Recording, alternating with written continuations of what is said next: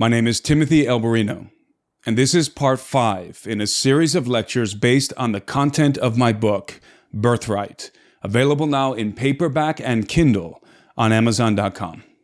If you're listening to this lecture on my podcast, you can also watch it on YouTube by visiting my channel.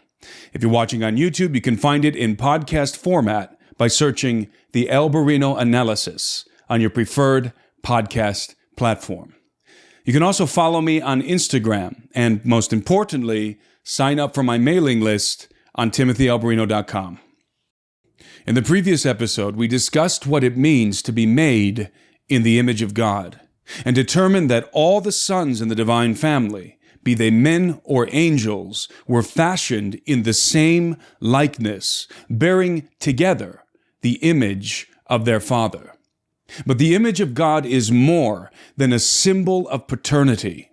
It is also a seal of authority. The recognition of authority is essential to the effective rule of any governing body, be it terrestrial or extraterrestrial. When a person is appointed or elected to a position of great authority, the office he holds is represented by a token of authentication, such as a badge, a certificate, or a seal. For instance, the seal of the President of the United States is a symbol of the office and authority of the presidency. Official documents published under the President's name, such as presidential orders and commissions, are always authenticated with his seal, and the President is always accompanied by his seal when in public.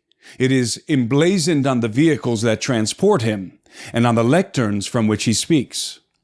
The presidential seal imbues its bearer with the honor and authority befitting the office, regardless of whether he merits them personally.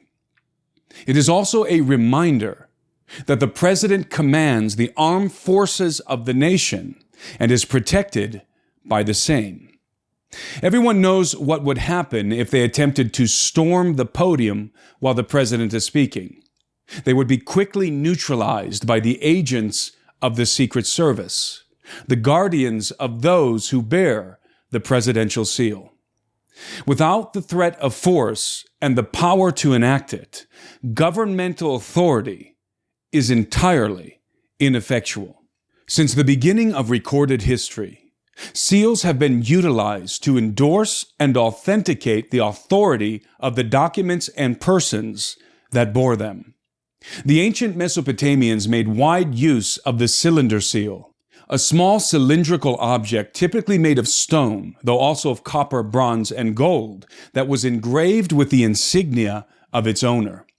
When rolled into moist clay, the cylinder would imprint a three-dimensional impression of its engravement, like a stamp.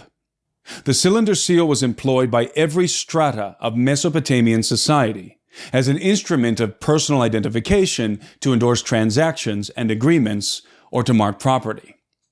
But the most significant application of the seal was in governmental affairs, where it was used to authenticate and exercise the king's authority.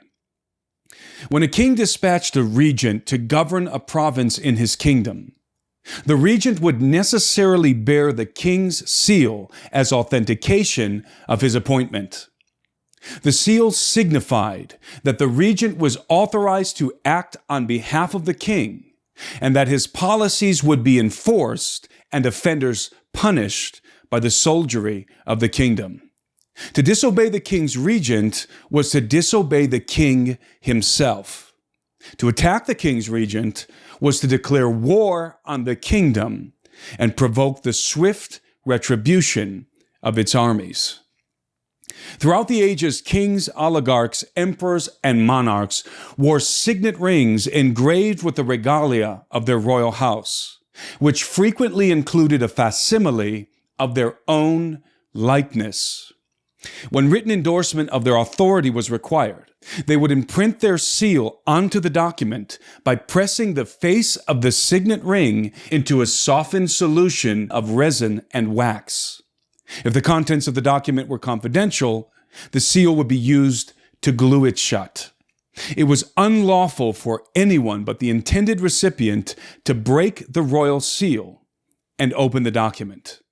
The practice of the seal in earthly affairs is the temporal iteration of a transcendent principle at work in the design of living creatures. The seal of authentication in the kingdom of heaven is bound within the biology of the beings that are created to exercise authority. The hierarchy is preordained. Beings are not created and then provided with a purpose. They are explicitly created for a purpose. If a being is preordained to govern, he is created in the likeness of the sons of God, the ruling class. When the King of Heaven determined to bestow the deed of earth's dominion to mankind, he authenticated the appointment with the seal of his royal house, bearing the facsimile of his own likeness. As with the cylinder seal and the signet ring, the image of the king was imprinted into earthen clay. Adam's very anatomy is the authorization of his authority. He bears the likeness of a son, signaling to all would-be contenders that he is a sibling in the royal house and a member of the ruling class. Mankind was not merely granted dominion of planet Earth. He was explicitly created for it. Dominion is the right to rule within the boundaries of an established domain. The principle presumes a multiplicity of factions and a plurality of realms. If a man is shipwrecked alone on a solitary, uninhabited island in the middle of the Pacific Ocean, it would be unnecessary for him to plant his flag in the sand and lay claim, as there would be no one else around to challenge his dominion. If, however, his island was surrounded by other inhabited islands whose populations were intent on expansion, he would be forced to either assert his dominion and defend his domain or abdicate to the first assailant. Let's modify the scenario. Rather than being shipwrecked on the island, the man is sent there by a monarch in order to conquer and rule it. When he arrives, he plants the flag of his nation in the sand, claiming it for king and country. The factions inhabiting the surrounding islands regard him with disdain, but they dare not dispute his dominion. To do so would be to challenge the nation he represents and provoke the fury of its armies. Because man's authority on earth is authorized by the King of Heaven, his dominion is enforced by the armies of the kingdom. If it were not so, the alien enemies of mankind, numerous and powerful as they are, would have seized control of his domain long ago. Indeed, the scriptures record an antediluvian incident in which the dominion of earth was usurped by extraterrestrial agencies under specific circumstances. But this is the subject of a forthcoming lecture. As we observed in the parable of the prodigal son, not all those who are in the Father's house are sons. We should not presume that men and angels are the only inhabitants of the universe. There are likely other sentient beings populating the various realms of the kingdom. Among this constellation of characters, only the sons bear the image of the Father and have the authority to rule as his regents. A final word on the image of God.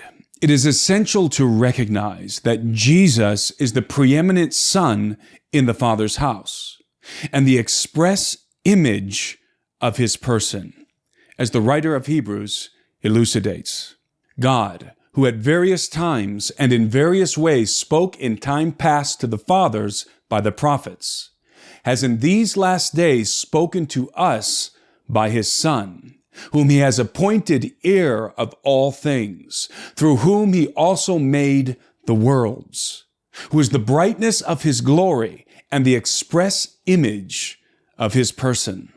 As previously discussed, Jesus is the singularity, the fount of creation, through whom and for whom all things were made, as Paul explains to the brethren in Colossae. He is the image of the invisible God, the firstborn over all creation. For by him all things were created that are in heaven and that are on earth, visible and invisible, whether thrones or dominions or principalities or powers. All things were created through him and for him, and he is before all things, and in him all things consist.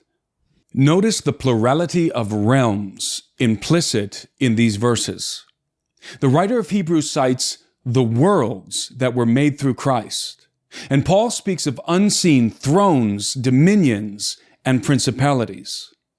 Contrary to popular belief, principalities are not demonic beings, but realms governed by princes.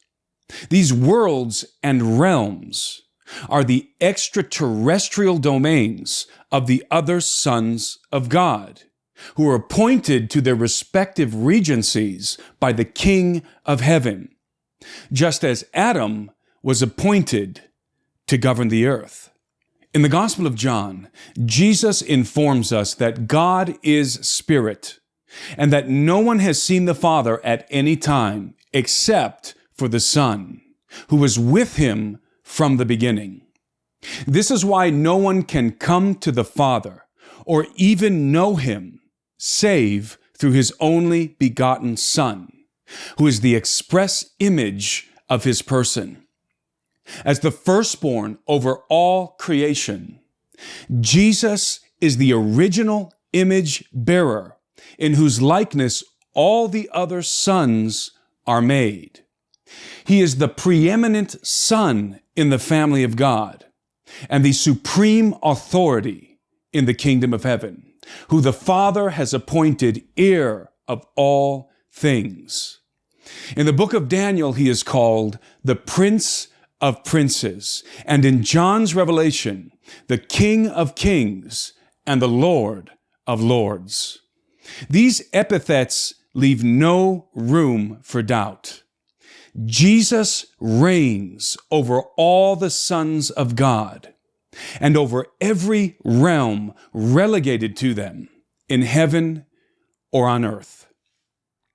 If you would like to further explore the topics featured in this lecture, I commend you to my book, Birthright, the coming post-human apocalypse and the usurpation of Adam's dominion on planet Earth.